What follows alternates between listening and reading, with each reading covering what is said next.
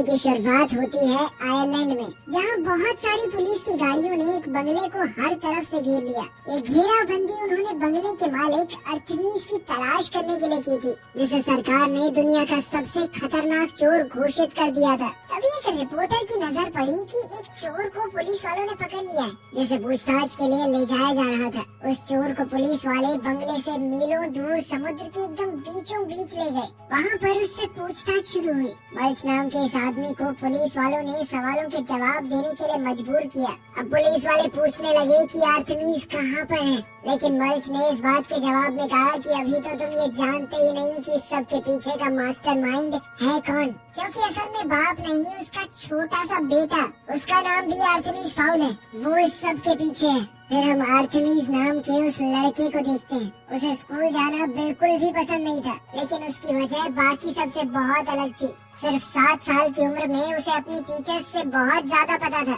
वो उनसे ज्यादा होशियार था और तो और वो चेस का वर्ल्ड चैंपियन रह चुका था। इसके अलावा अर्थमीज ने अपने बचपन में ढेरों साइंटिफिक प्रोजेक्ट्स बनाए और एक्सपेरिमेंट भी किए। अपने इन प्रोजेक्ट्स और बेहतरीन एक्सपेरिमेंट्स के लिए अर्थमीज को ढेरों इनाम भी दिए गए। लेकिन इस सब के चलते अब अर्थमीज अपने आप को सबसे ऊपर समझने लगा था। वो अपने टीचर्स से भी बड़ी बदतमीजी से बात करता। जब अर्थमीज अपने स्कूल से घर आया तो वो बहुत खुश था ये सोचकर कि आज तो पापा के साथ समय बिताऊंगा। लेकिन तभी उसके पिता ने दुखी मन से उसे खबर दी कि उन्हें फिर से एक बिजनेस ट्रिप पर जाना होगा। उदास होकर अर्थमीज ने अपने पिता से कहा कि मुझे हमेशा आपसे दूर रहना बिल्कुल भी पसंद नहीं है। तभी उसे तसल्ली देते हुए उसके पिता ने कहा कि मेरा काम कुछ ही दिनों में हमेशा के लिए खत्म हो जाएगा, फिर मैं तेरे पास ही रहूंगा। इस बातचीत के बाद बाप और बेटा महल के अंदर साथ साथ चलने लगे और कुछ घंटों बाद अर्थमीज ने अपने पिता को अलविदा कहा। वो अपने प्राइवेट हेलीकॉप्टर में बैठकर वहाँ से चले गए। अगली सुबह अर्थमीज हमेशा की तरह अपने कमरे में नींद से उठा। तभी अचानक महल के अंदर उसे किसी के जोर से चीखने की आवाज सुनाई दी।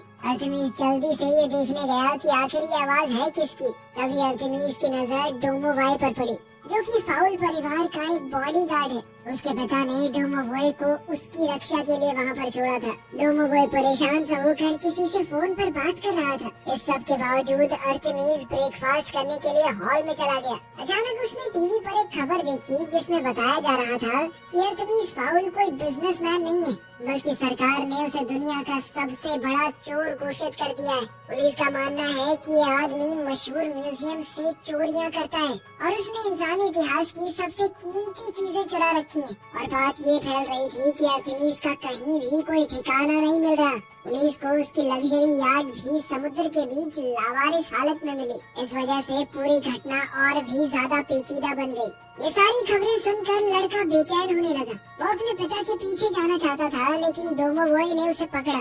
उसने कहा कि मैंने पहले ही अपने लोगों को उनके पीछे भेज दिया है। उसी पल महल के फोन में घंटी बजने लगी और बॉडीगार्ड के रुकने से पहले ही अर्थमीज ने दौड़कर फोन उठा लिया। फोन उठाते ही एक रहस्यमयी आदमी की आवाज सुनाई दी। उसने कहा कि मैंने तुम्हारे पिता को बंदी बना रखा है और इसे मैं तभी छोड़ूंगा जब मुझे मेरा अकुलो वापस मिल जाएगा। इस बार अर्थमीज ने पूछा कि दे तो देंगे, लेकिन ये तो बताओ अकुलो है क्या। लेकिन उस आदमी ने कहा कि मैंने सुना तुम्हारा दिमाग बहुत तेज है, तो एक काम करो, खुद ही पता लगा लो। कॉल के बाद अर्थमीज ने डोमोवॉय से पूछा कि अकुलो क्या होता है। ये सुनते ही डोमोवॉय ने उसे अपने साथ चलने को कहा। महल के एक हिस्से में बॉडीगार्ड ने गुप्त रास्ते को एक्टिवेट किया, जो कि उन्हें सीधा बेसमेंट तक ले गया। डोमोवॉय ने अर्थमीज को बताया कि यही तुम्हारे पिता का छुपा हुआ ठिकाना है। यहाँ परिवार की सभी पीढ़ियों के काम को संभाल कर रखा गया है। डोमोवॉय ने उसे समझाया कि कमरे में मौजूद हर चीज किसी वजह से हासिल की गई है, लेकिन इतने सालों में तुम्हारे पिता के साथ काम करते हुए भी मैंने अकुलो के बारे में कुछ नहीं सुना। इसके बाद अर्थमीज सोच में पड़ गया कि उसके पिता ने कोई तो सुराग छोड़ा होगा। अचानक उसे याद आया कि सोने से पहले उसके पिता उसे एक पोएम सुनाते हैं। पोएम का इस्तेमाल करते हुए वो ड्रॉर्स को चेक करने लगा। इस तरह अर्थमीज को एक डायरी मिली। डायरी को पढ़ते हुए उसे आखिरी पन्ने पर कुछ लिखा हुआ मिला।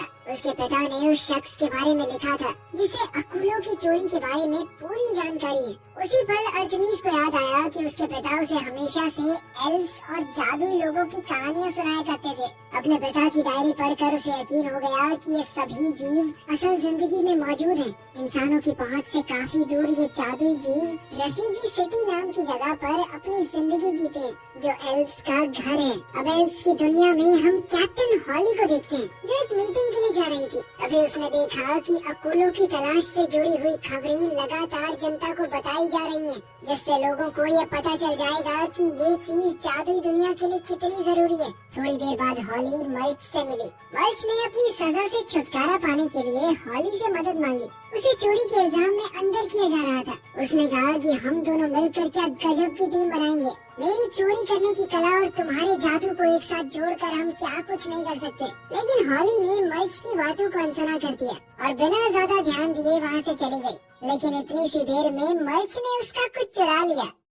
कुछ ही समय में रेफ्यूजी सिटी की काल कोठरी से ब्रायन नाम के कैदी को उसी विलन ने आजाद कर दिया जिसने अर्थमीस के पिता को पकड़ रखा है। उसने ब्रायन से कहा कि आज से तुम मेरे सारे ऑर्डर्स मानोगे। हैरान होकर ब्रायन ने पूछा कि ये सब क्यों कर रहे हो तुम, जिसके जवाब में उसने बताया कि मुझे एक ऐसे आदमी की जरूरत है जो एल्फ्स की फौज के अंदर घुसपैठ कर सके ताकि मैं जल्द से जल्द अकुलों को वापस हासिल कर सकूं। इसी दौरान पॉली अपनी मीटिंग में पहुंची, जहां कमांडर रूड ने अपने सैनिकों से कहा कि जब तक अकुलो मिल नहीं जाता सब अपनी ड्यूटी पर बने रहेंगे, क्योंकि हमारे लिए इससे ज्यादा जरूरी और कुछ भी नहीं है।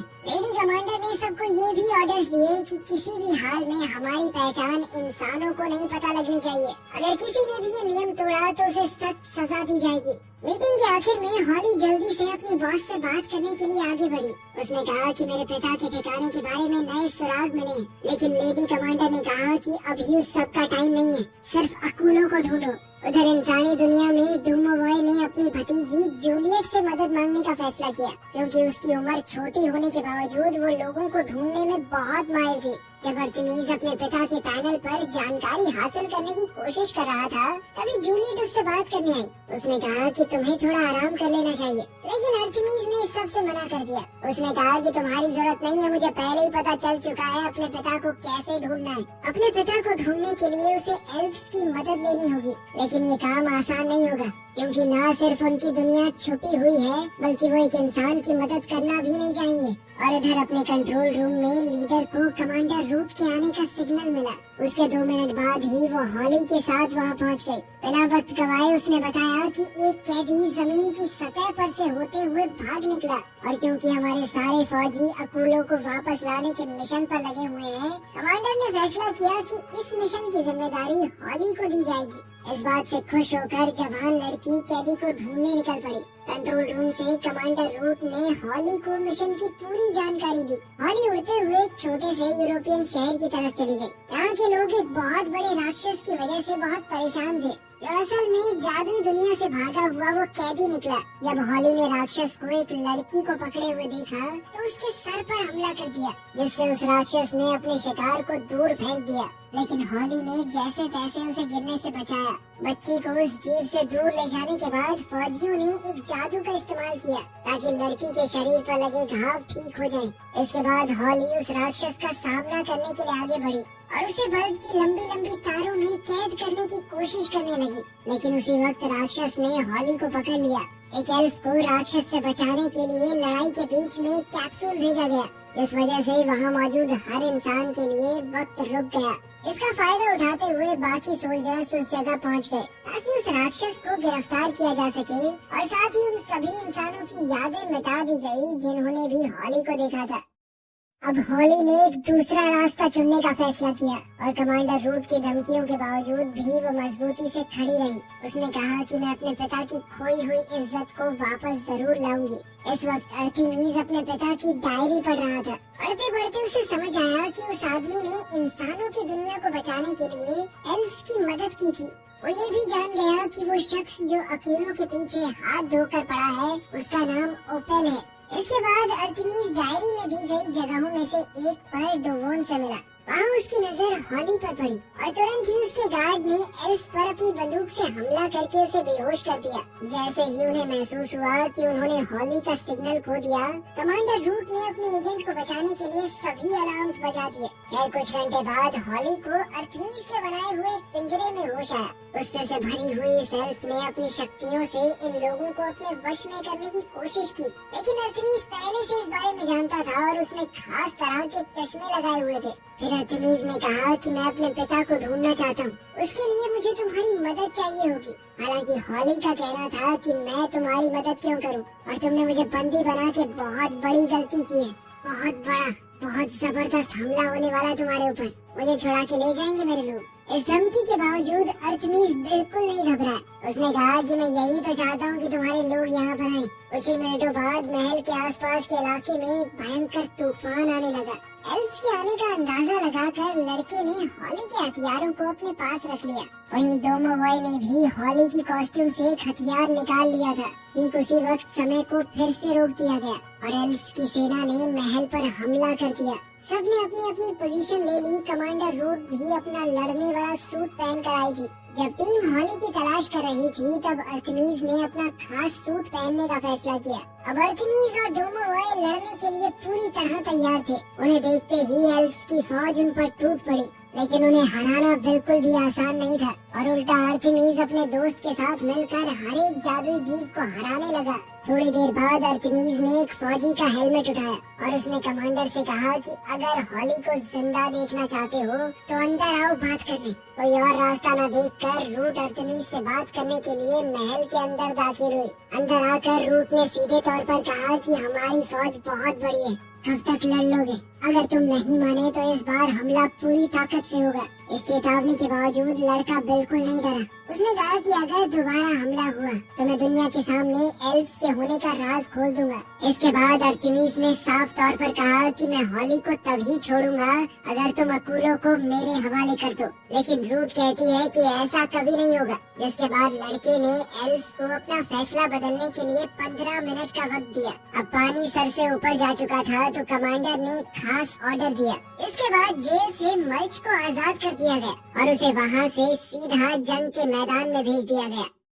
इस दौरान अर्तेमिस ने हॉली को पूरी बात समझाई। अर्तेमिस के पिता के बारे में सुनकर हॉली को बहुत बुरा लगा, क्योंकि उसके पिता का नाम भी इसी तरह किसी ने बदनाम किया था और अब हॉली अकूलों की इस गुत्थी को समझाने में उसकी मदद करना चाहती थी। इसीलिए अर्तेमिस ने भी अपनी तरफ से भरोसा दिखाते हुए चश्मा उतार दिया। अब अर्तेमिस कहने लगा कि मेरे पिता की डायरी के अंदर अकूलों की रक्षा करने वाले गार्ड का नाम बीचवुड लिखा हुआ है। ये सुनकर हॉली ने कहा कि ये तो मेरे पिता का नाम है। वो जानते थे कि अकूलों कितना ज्यादा खतरनाक है, इसीलिए उन्होंने हमेशा के लिए इसे छुपा देने का फैसला किया। जिसके बाद सभी उसके पिता को एक गद्दार कहकर बुलाने लगे। ये सुनकर अर्तेमिस एक गहरी सोच में डूब गया। अभी जूलियट की नजर एक नए एयरक्राफ्ट पर पड़ी और उसने तुरंत इसकी खबर अर्तेमिस को दी।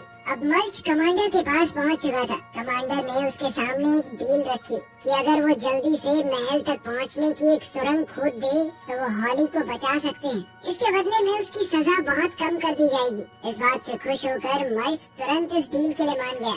इसके बाद मल्च सीधा महल के पास वाले समुद्री किनारे पर पहुंचा। उसने अपने मुंह को बहुत ज्यादा ही खोल दिया और धड़ाधड़ मिट्टी खाने और खोदने लगा और कुछ ही सेकंडों में वो महल के अंदर पहुंच गया था। ये घुसपैठ देखते ही डोमोवॉय ने अर्तेमिस को खबर दी और वो तुरंत समझ गया कि इसे हॉली को बचाने के लिए भेजा गया होगा। लेकिन किसी की मदद करने से पहले मल्च को चोरी चकारी की आदत थी। उसने जल्दी ही महल के अंदर एक खुफिया जगह को ढूंढ निकाला और अर्तेमिस ने भी डोमोवॉय से कहा कि उसे कंपार्टमेंट को खोलने दो, क्योंकि उसके अंदर जो कुछ भी है शायद हमें उसकी जरूरत पड़े। अब अर्तेमिस ने हॉली से कहा कि अगर हम मिलकर काम करें तो ये पता लगा सकते हैं कि आखिर मेरे और तुम्हारे पिता के साथ क्या हुआ था। कुछ देर बाद मल्च ने खुफिया कमरे का सबसे मेन दरवाजा खोला और अपने जादू का इस्तेमाल करके अपने सर के बालों की लटों को काबू में कर लिया ताकि वो लोहे की बनकर सिक्योरिटी स्क्रीन को पार कर सके। कंपार्टमेंट खुलते ही मल्च के हाथ वो चीज लगी जिसे सब ढूंढ रहे थे। जल्द ही अर्तेमिस और हॉली भी वहाँ पहुँच गए। तभी एल्फ ने अर्तेमिस को समझाया कि तुम इसका इस्तेमाल अकेले नहीं कर सकते, क्योंकि इसकी जादुई शक्तियाँ तुम्हारी जान ले लेंगी।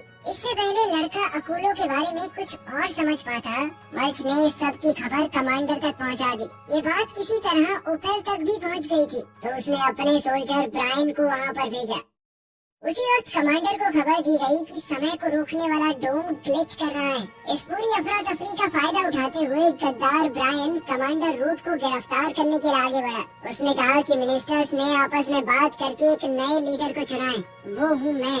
गुस्से से लाल हुई कमांडर ने अपने आसपास के सभी गार्ड्स को बेहोश कर दिया। तभी ब्रायन बोल पड़ा कि इतने आसान से मिशन को आपने इतना मुश्किल बना दिया, हमें एक नई तरकीब को अपनाना होगा। तभी अचानक आसमान में एक बहुत बड़ा एल्वन एयरक्राफ्ट दिखाई दिया और ब्रायन ने बताया कि वो एक खतरनाक राक्षस को महल पर हमला करने के लिए लाया है। राक्षस की गरजती हुई आवाजों को पास आता सुनकर सभी लोग इधर उधर भागने लगे। उधर हॉली समझ गई थी कि क्या होने वाला है। अब सेना का सारा कंट्रोल ब्रायन के हाथों में है और उसने सेना को आदेश दिया कि मैंशन के अंदर जादू के इस्तेमाल पर रोक लगा दी जाए। उसने ये भी कहा कि हॉली को बचाने की कोई जरूरत नहीं है, उसका बाप सिर्फ एक गद्दार था। उसी वक्त खतरनाक राक्षस को मशीन से बांधकर महल के अंदर फेंक दिया गया। उसके अंदर पहुंचते ही ऐसा लगा मानो जमीन हिलने लगी हो। अंदर मौजूद सबको संभलने का मौका तक नहीं मिला। डोमोवॉय महल के कमरों में भागता हुआ राक्षस का ध्यान भटकाने लगा। वहीं आर्टेमिस और जूलियट मिलकर सोचने लगे कि इस राक्षस को कैसे खत्म किया जाए। इस भागा दौड़ी में हॉली झूमर में फंस गई। मल्च उसे बचाने के लिए भागा, लेकिन वो खुद भी उसके पास जाकर लटक गया। अपने साथियों को बचाने के लिए आर्टेमिस और डोमोवॉय सोफे को खींचकर उन दोनों के नीचे ले आए, लेकिन उसी वक्त वो राक्षस जूलियट का पीछा करते हुए सामने आ गया। गुस्से में वो सारे सामान को उठाकर फेंकने लगा, जिस वजह से बॉडीगार्ड भी दूर जा गिरा। इसके बाद मल्च राक्षस की पीठ पर कूद गया, लेकिन राक्षस ने उसे सीधा उठाकर सीढ़ियों की तरफ फेंक दिया। अकुलो को सुरक्षित रखने के लिए मल्च ने उसे निगल लिया और चिल्लाकर अपने साथियों को कहने लगा कि दूसरी मंजिल की बालकनी की तरफ जाओ। जूलियट ने तुरंत हॉल के उस पार दौड़ने की कोशिश की, लेकिन राक्षस ने उसे रोक दिया। लेकिन तभी हॉली ने उसकी मदद करते हुए उसे बचा लिया और जूलियट किसी तरह आर्टेमिस के साथ एक कमरे तक पहुंच पाई। अब आर्टेमिस ने उस दानव पर गोली चलाई और इससे पहले कि वो राक्षस आर्टेमिस और जूलियट पर हमला करे, डोमोवॉय सामने आ गया और उसने एक बड़े से सांड के सर का इस्तेमाल करते हुए राक्षस पर हमला कर दिया। लेकिन राक्षस बहुत ज्यादा ताकतवर था, उसने बड़ी ही आसानी से डोमोवॉय को गिरा दिया। जब हॉली ने देखा कि राक्षस ने आर्टेमिस को पकड़ लिया है, तो उसने झूमर से कमरे की खिड़की को तोड़ दिया। इसके तुरंत बाद आर्टेमिस ने राक्षस के चंगुल से निकलने के लिए खिड़की से छलांग लगा दी। वहीं जूलियट और डोमोवॉय ने भी ऐसा ही किया, लेकिन डोमोवॉय गलती से नीचे फर्श पर गिर गया, जबकि लड़की लटकी रह गई। आर्टेमिस की मदद से हॉली ने अपने आप को आजाद किया और जैसे ही राक्षस झूमर की तरफ कूदा, वैसे ही दोनों उस पर साथ मिलकर हमला करने के लिए अलग अलग हो गए। फायरिंग के दौरान आर्टेमिस ने अपना जादुई हथियार गलती से फर्श पर गिरा दिया और वो जल्दी से उसे उठाने के लिए दौड़ा, लेकिन उसी पर झूमर धीरे धीरे टूटने लगा। ये सोचकर कि कहीं आर्टेमिस को कुछ न हो जाए, डोमोवॉय उसे बचाने के लिए कूद पड़ा। उसने आर्टेमिस को तो हटा दिया, लेकिन वो राक्षस उसके शरीर पर गिर पड़ा। घबराहट में अब सभी लोग डोमोवॉय को बचाने का रास्ता ढूंढने की कोशिश करने लगे। उधर बाहर समय को रोकने वाला डोम अब बिखरने लगा था, जिस वजह से एल्वन सेना को बहुत नुकसान हो रहा था। डोमोवॉय को राक्षस के शरीर के नीचे से निकालने के बाद आर्टेमिस ने हॉली से कहा कि प्लीज मेरे दोस्त को बचा लो, लेकिन हॉली ने बड़े अफसोस के साथ कहा कि जादू यहाँ पर बंद है, मैं चाहकर भी कुछ नहीं कर सकती। लेकिन डोमोवॉय ने कहा कि सब कुछ ठीक है, मेरी चिंता मत करना। बाहर एल्फ्स की सेना के कैप्टन ने कहा कि जिन लोगों को मरना था वो मर चुके होंगे, बहुत देर हो चुकी है राक्षस को अंदर गए हुए, तो अब हॉली का जादू उसे वापस दे दो, क्योंकि उसके हिसाब से खतरा टल चुका है। जैसे ही हॉली को महसूस हुआ कि उसका जादू वापस आ गया है, तो उसने एक पल भी बर्बाद नहीं किया और डोमोवॉय को अपने जादू से दोबारा ठीक कर दिया। उसी वक्त एल्वन सेना पीछे हटने लगी, क्योंकि डोम पूरी तरह टूट चुका था और इधर सभी लोग महल की बालकनी में आ गए। मगर जैसे ही उन्हें खतरे का एहसास हुआ, तो आर्टेमिस, जूलियट और डोमोवॉय महल के अंदर की तरफ भागे, जबकि हॉली और मल्च बाहर की तरफ चले गए। हवा में फंसे हुए एक मछुआरे को बचाने के बाद जब हॉली ने वहाँ से निकलने की कोशिश की, तो वो पानी के बवंडर में फंस गई। वहीं दूसरी तरफ मल्च सुरंग बनाकर जमीन के नीचे घुस गया, ताकि वो खुद को बचा सके। बाहर हॉली बिना किसी नुकसान के किसी तरह बवंडर से बाहर निकली। उसी वक्त समय को रोकने वाला वो डिवाइस पूरी तरह खराब हो गया। इस वजह से आसमान में एक जबरदस्त धमाका हुआ और रेफ्यूजी सिटी से कमांडर ने हॉली को तुरंत वापस आने का ऑर्डर दिया, लेकिन हॉली ने वापस आने से साफ मना कर दिया और महल के अंदर अर्थमीस के पास चली गई। उसने ठान लिया था कि अपने पिता का नाम साफ किए बिना वापस नहीं जाएगी। अब उन लोगों के पास अकुलो है, इसीलिए सब मिलकर लाइब्रेरी में इकट्ठा हुए और हॉली अकुलो की शक्तियों का इस्तेमाल करके अर्थमीस के पिता को बचाने की कोशिश में लग गई। तभी ओपेल ने अर्थमीस से कहा कि तुम अपने मिशन में नाकामयाब रहे। मेरे पास अब तक अकुलो पहुंचा नहीं है, इसीलिए मैं तुम्हारे पिता को हमेशा के लिए खत्म कर दूंगी। उधर हॉली पूरी कोशिश कर रही थी कि अर्थमीस के पिता को यहाँ पर ले आए, लेकिन उससे पहले ही ओपेल ने जबरदस्त हमला करके अर्थमीस के पिता को मार दिया।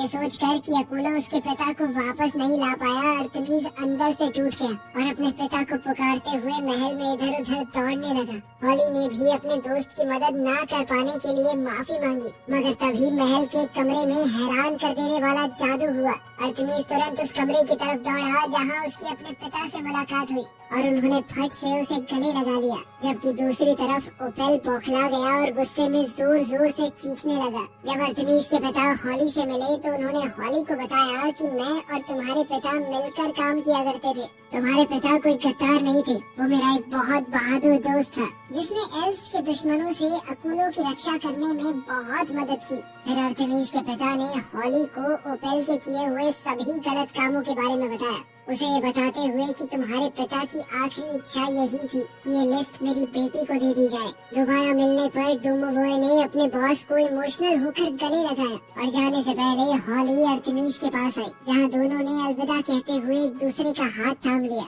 हॉली ने वापस पहुंचकर कमांडर को ये पूरी बात बताई और अपने पिता का नाम साफ किया। सभी सबूतों को देखने के बाद हॉली को प्रमोट कर दिया गया और इस जांच का पूरा जिम्मा अब उसी के सर पर था। वहीं दूसरी ओर अर्थमीस ने भी ओपेल को फोन किया कि तुम्हें पकड़ने का कोई न कोई तरीका मैं जरूर ढूंढ लूंगा, जिसके बाद वो अपने पिता के साथ एक हेलीकॉप्टर में बैठकर उड़ गया। कुछ देर बाद उन्होंने मल्च को भी उठा लिया जो अब उनके साथ था। वीडियो पसंद आई तो लाइक कर देना, चैनल को सब्सक्राइब कर लेना। मिलते हैं अगली वीडियो में।